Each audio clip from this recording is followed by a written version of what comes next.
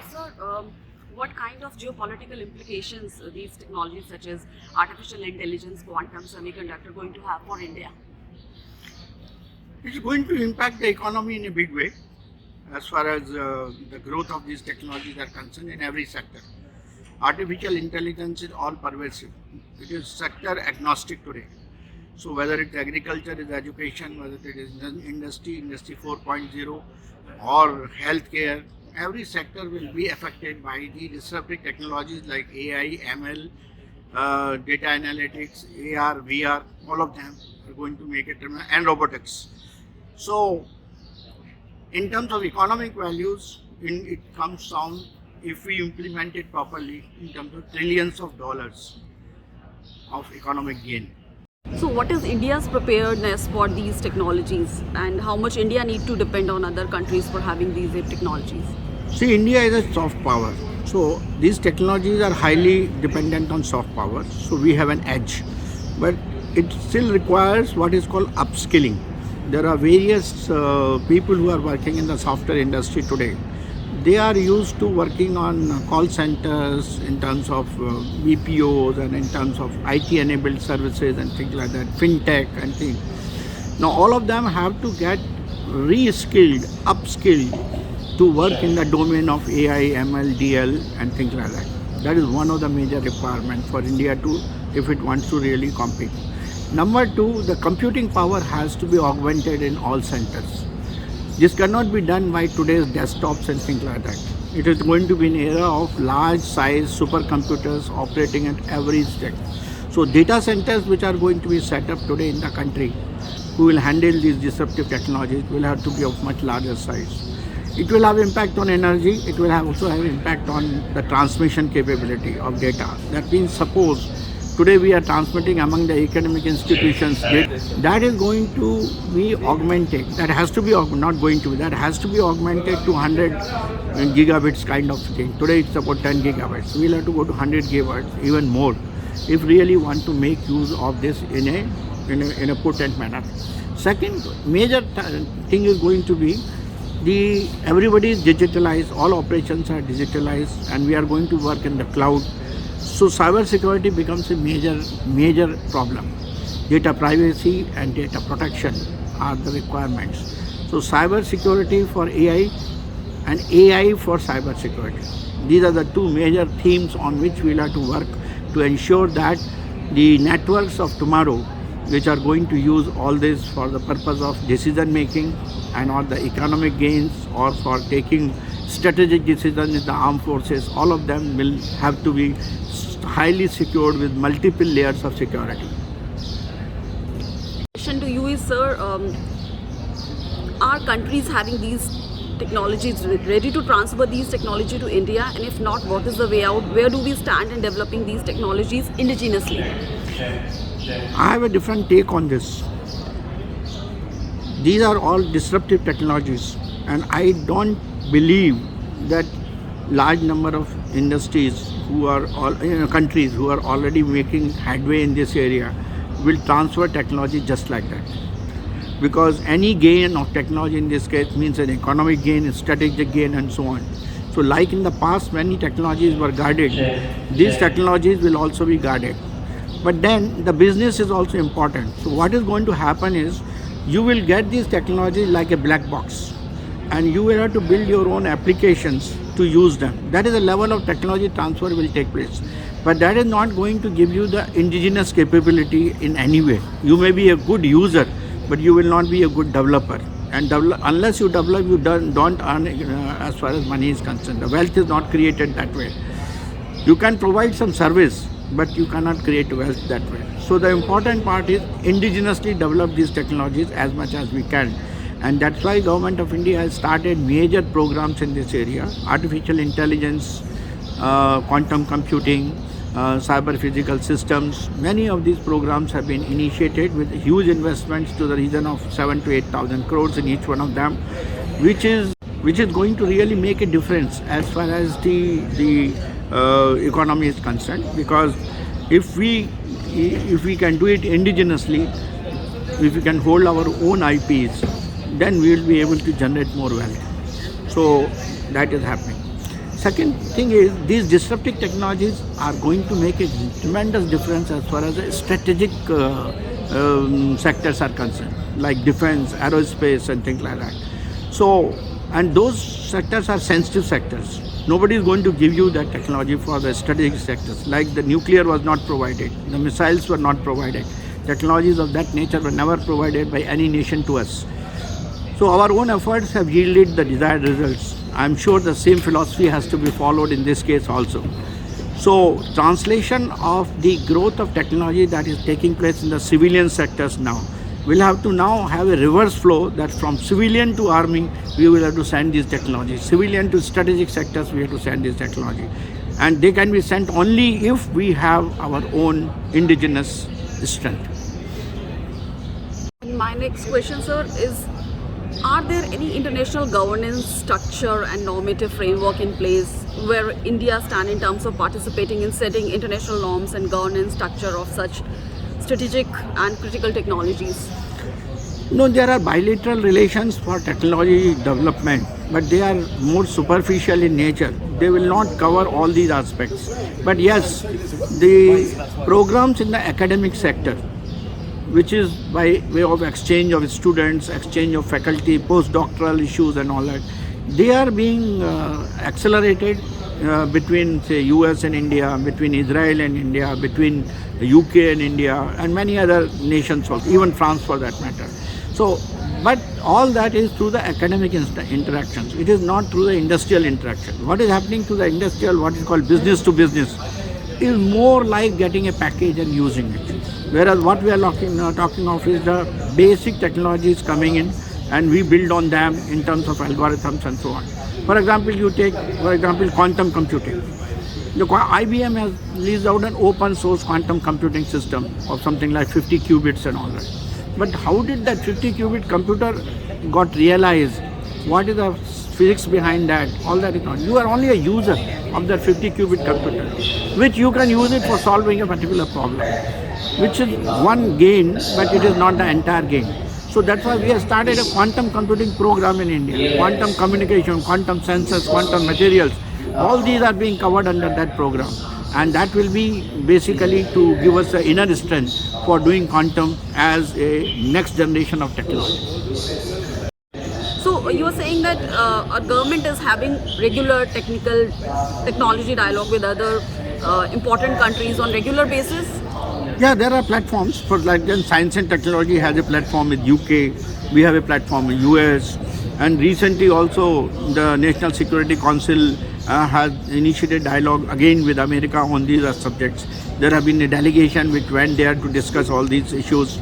But these are all what is called work in progress. But ultimately, how many of these efforts will actually lead to a specific interaction, a specific program, yet to be seen. So where are we standing in critical defense, research and technology vis-a-vis our competitors? Are we investing enough to achieve self-sufficiency in next generation technology, especially 6G, artificial intelligence, blockchain to supersonic missiles? Thank you for the opportunity. As far as the investment in the defense research and development is concerned, I think India has been consistently spending reasonable amount of money in all aspects of the defense research and development. Now the disruptive technology which you mentioned just now, AI and robotics and things like that, will also form part of the new defense equipment which will emerge. And this is not just in the domain of defense research, but it is the domain of the entire science and technology ecosystem of the country. As I mentioned earlier, there is going to be a transformation of the entire process of technology development and its transfer into strategic areas. In the 60s and 70s, it used to be the defense technologies which will find place in the civilian area. With the advent of the disruptive technologies now, the process will go into the reverse direction. What will happen in the civilian sectors will find way in the specific defense areas. Now, there are specific areas in which defense will be developing technologies. For example, robotics. Robotics is one area where defense is going to make a major impact, both in terms of aerial robots, underwater robots, and also ground-based robots. There is going to be significant work in this area. Now, the moment you go into robotics area, the technologies like artificial intelligence, the data mining, data analytics, even 6G communication, they find place.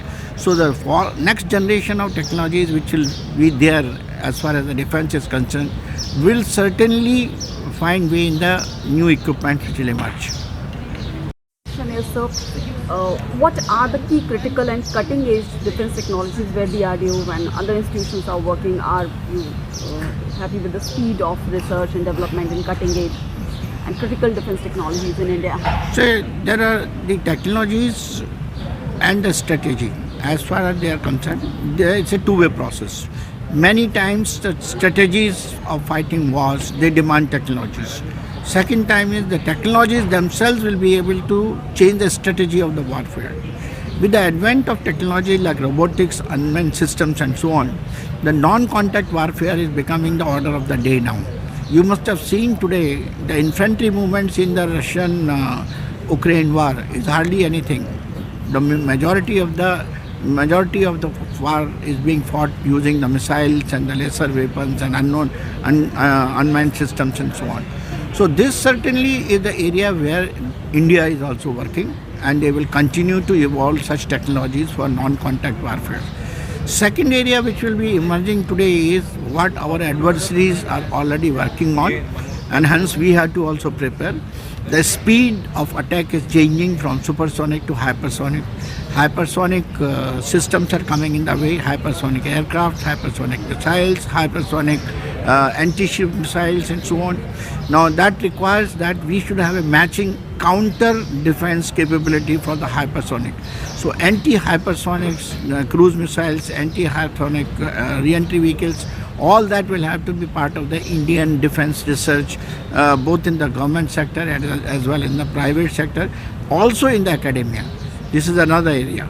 Third one is the area which is going to affect considerably tomorrow is the space segment. The space segment is becoming very important in the complete warfare. Command, control, communication, surveillance, intelligence, reconnaissance, all these are now space-based. And if these are going to be space-based, then large number of satellites are required to be done. The cheaper option for that is to have low Earth orbit satellites for flying in formations, and that will give you a much better coverage and no waiting time. For example, unless you are in the geostationary orbit, you have a waiting time of maybe 2 hours to 5 hours. We cannot depend on that in a real-time application. So space for defense is becoming a major area in which the country has to put its effort. And that's why our Department of Space and DRDO both have launched now what is called the small satellite launch vehicles. Basic idea is to send them into low Earth orbit, a few kilograms of satellites and things like that. And even our academic institutions, our private sector has come in a big way now in developing such of these vehicles as well as satellites. So I'm sure we are on the right track. But the most important thing is going to be the sensors, the electronic warfare sensors, the surveillance sensors, the radars and things like that, communication sensors. They have to be today made in India. In the past, we have been largely dependent on these sensors coming from outside. And I think now with the EW sensors becoming a stronghold of India, radars becoming a stronghold of India, and even 6G and 5G are becoming part of the Indian defense and the civilian production. I think we are on the right track, and we will be catching up in all areas with respect to the future warfare. For the tenfold increase in India's defense export, reaching almost 16,000 crores in last financial year. So are you satisfied with this achievement, or there are bigger targets? No, I am very happy that there has been a consistent increase which is taking place in the export of the Indian defense products to the various friendly countries. This can certainly be augmented in a big way because we have large number of equipment that can go. But then the choice of equipment and the countries to which we can export. So there's a lot of scope for augmenting the export, but it has to be done judiciously because export has to, particularly the weapons and equipment, it's a double-edged weapon. because it can, if it lands up into the wrong hands, then it can be a problem for us. So under the conditions of the secrecy and the conditions of classification, what we have achieved is a good number, and I'm sure it can be further augmented with a lot of efforts of the Indian industry today, because they are in a position to produce these systems in large scale, which will meet not only the domestic requirements but also meet the requirement of export. And so the government is encouraging the active role of private sector in defense production. So do you think it's critical for India's future growth to become Atmanirbhar in defense, research and production as well as export? Yes, participation of the private industry is very, very important. If you want to achieve the scale which is important for this, because unless you are having high scale production like the China has done, we will never be competitive. For us to be competitive, large scale production has to be taken up by the private sector. The only problem with the private sector today is their capacity and capability. Capability in terms of doing designs and capacity in terms of large production facilities. So while some of them have augmented their efforts now, but I think we have to still increase the production capacities so that you cut down your time to market and bring down the cost to remain competitive globally. So I think that is what is required. And the most important part is the private sector has to build design capabilities also. Presently what private sector is doing, either they will be taking technologies from the DRDO, or if not so, they will find it easier to go to the foreign market and pick up technologies and do license production, which is not called self-reliance. I don't consider this as a self-reliance because that does not give you any capability to redesign, reproduce, manufacture something which you need tomorrow for meeting your requirements. And do you think that we should invest at least 2% of GDP in science and technology research and another 2% of GDP in defense research? I'm in favor of increasing the investment in the overall science and technology from what we have 0.65 to 0.7% to something of the order of 1 to 1.5% in the next 5 to 7 years. This is my earnest desire. But we have fiscal issues, and within the framework of the fiscal issues and with the rising population and with the rising demand in all the other sectors, what we have done even today with 0.6, 0.7% is reasonably well. But yes, if you can get 1.5%, it will be a great achievement, because then our pace of developing disruptive technologies, entering into market, into new domains of defense will certainly be faster. Because the way the technology is changing, the way the warfare strategies are changing, it's a continuous process of growth. And Atmanirbharta has different connotations. My only take on Atmanirbharta is any equipment which we design and develop, if you have the design capability residing within you, and if you have 50 to 60% of the items manufactured within the country, then I think you are reasonably Atmanirbhar. And that kind of an index, if you put in, we are already reaching in that direction to becoming Atmanirbhar. But certainly, furthermore can be done. From 50% we can go to 70-75%, which may take another couple of years or maybe 5 to 7 years before we can say that now we have reached 65 to 75% indigenous content in any defense equipment.